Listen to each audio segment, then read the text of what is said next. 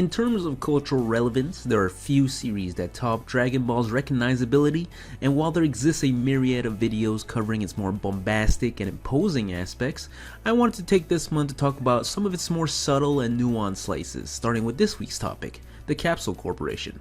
With the story moving to the galactic scale later in the story, it's sometimes hard to remember how generally technologically advanced Dragon Ball's Earth is in comparison to ours.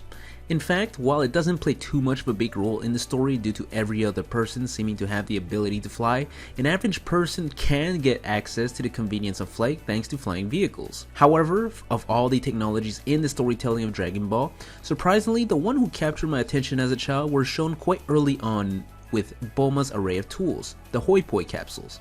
And while the capsules themselves are interesting, what is even more worth talking about is the company behind the product, the Capsule Corporation, best recognized by its C within a C logo. Even though nothing lasts forever, the Capsule Corporation seems particularly sturdy. Like any good corporate origin story, it all started with one person's ambitions, and for this story, that person is Bulma's father, Dr. Brief. A scientific genius far ahead of his time, Dr. Brief designed and created his flagship product, the aforementioned Hoi Poi capsule, which allowed objects large and small to be carried easily around, all while not affecting the utility of an item that has undergone the shrinking process. Long story short, these capsules were like the polar opposite of Pokeballs, as they shrink and carry non-living things, keeping them in that condition that you put it in until its release. By 712, Dr. Brief would open the Capsule Corporation with the Hoi Poi capsule at its front and center. Due to how universally useful the Hoi Poi capsule was, the company grew extremely quickly, rapidly establishing itself as one of the world's premier companies and subsequently making Dr. Brief one of the wealthiest individuals on the planet.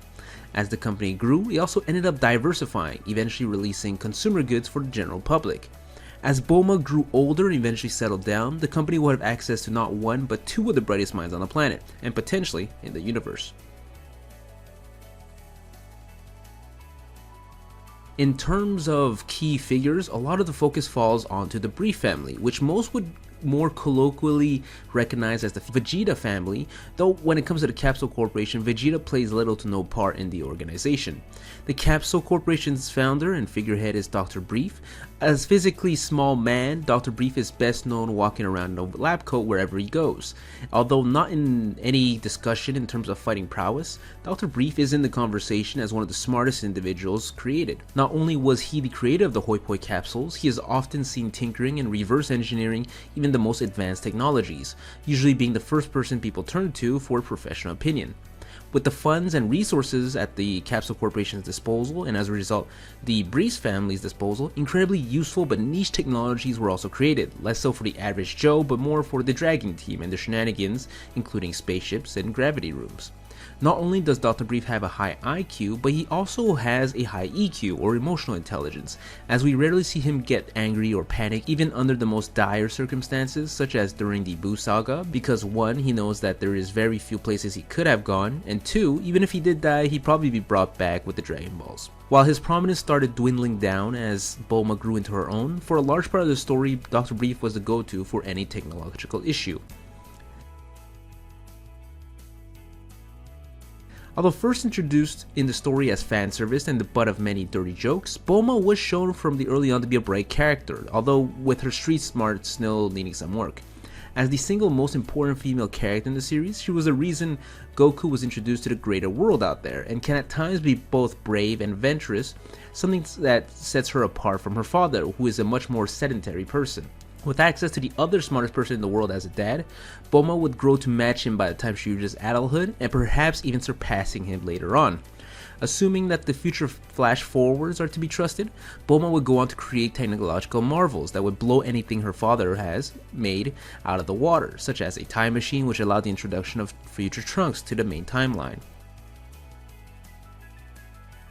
As the story stands, Trunks is not technically a prominent member of the Capsule Corporation, although more than enough signs have pointed to him becoming one in the future. The first one is his alternate reality version. Future Trunks was one of the last remaining members of the Capsule Corporation, alongside his mother Bulma, and the second instance is during Dragon Ball GT, where Trunks would become the president of the organization.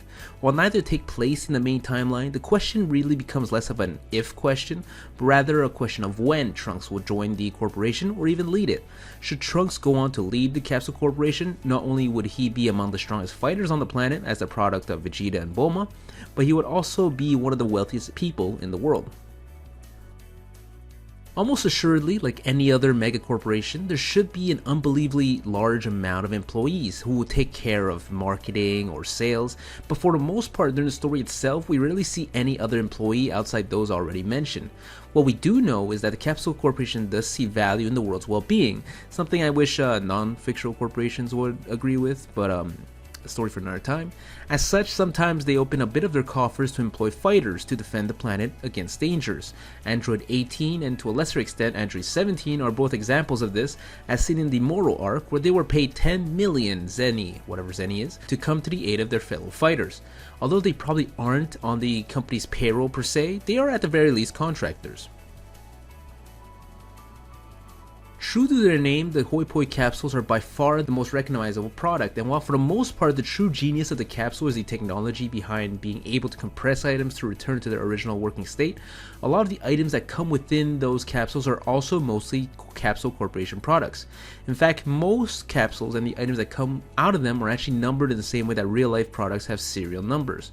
You've also seen that very early on, these capsules themselves are not uniform in size, and we can speculate that larger objects contained require larger capsules. With that said, while for the most part we mainly see the capsule turn into the object, we have also seen the object turn back into the capsule in the case of the time machines during the Cell Saga. While I can't think of any other object do that off the top of my head, the lack of surprise from Gohan and Bulma shows that this is probably a completely normal function.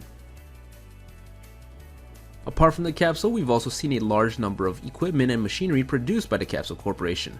While we don't know for sure if they are the minds behind these products, at the very least we know that they have market shares in many of these, and boy is there a wide range of products. If you aren't sure if a specific piece of tech, big or small, is Capsule Corporation technology, if you spot a number or the name Capsule written down somewhere, then it probably is Capsule Corporation handiwork. We've seen portable refrigerators like Future Trunks's, larger items like Bulma's motorcycle, military grade equipment like battle suits, or even entire buildings fully furnished used by Bulma both early on in the story and also on planet Namek. And while we haven't seen every one of these come out of a capsule, we can mostly assume that they can't come out of a capsule. At the end of the day, the Capsule Corporation is far and away the premier international conglomerate throughout the story. Their reach seems to touch every part of everyday life, whether it be consumer goods or global safety. In fact, even in alternate timelines where the world has gone to shit, only Capsule Corp remains. Hope you dummies enjoyed this look at Capsule Corporation as we take detours in the world of Dragon Ball. If you enjoyed this video, please leave it a like, comment, or subscribe. Have a nice one, dummies.